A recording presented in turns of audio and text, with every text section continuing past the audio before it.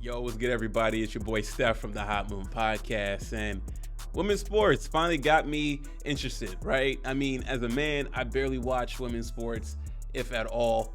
You know what I'm saying? But the women's NCAA Final Four championship game, it delivered. It delivered on all fronts. I mean, we had drama, we had great play, excitement, great theater, you name it. It had it all, right? And I was surprised. I was thoroughly interested, and definitely was not going to miss the women's finals championship with LSU and Iowa. I mean, you have Angel Reese from LSU, who's a double machine. You have Caitlin Clark, phenomenal shooter from Iowa, Midwest Messiah. America is really going to be pulling for this girl to be propped up, if not already.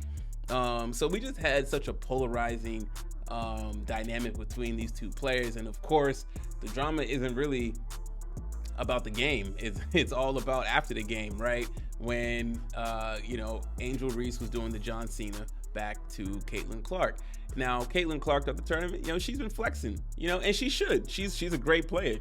She's basically Steph Curry out there. I mean, she's a nuclear weapon ready to detonate at any moment. I mean, she single-handedly propelled this team to a national championship game. But all the back talk and all the ruckus on the internet is Angel Reese was classless, right? For doing the John Cena. She followed her around and trying to get her attention to do it. Listen, I get it. It might have been a little much, a little bit possibly, but I have no problems with it, right? And I also have no problems with Caitlin Clark, doing the John Cenas and stuff like that. I think in the Louisville game, she was even told one player, reported that, you're down 15, shut up. Hey, cold, right? If a society, if we're gonna, bash on women's sports and especially guys, I was like, it's not that entertaining and stuff like that. Well, we got it. And we're gonna have another season this next year. Angel Reese is coming back. Caitlin Clark is coming back.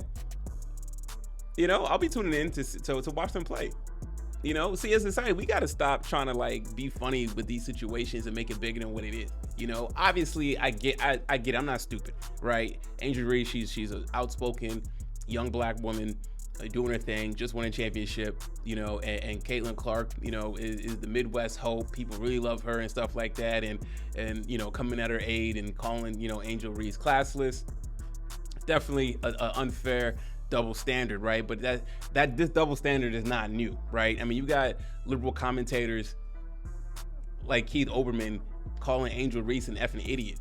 You know what I'm saying? And then he comes back and apologizes, saying, "Oh, I didn't know the context, or I needed to know the background." No, you didn't. That's how you really felt.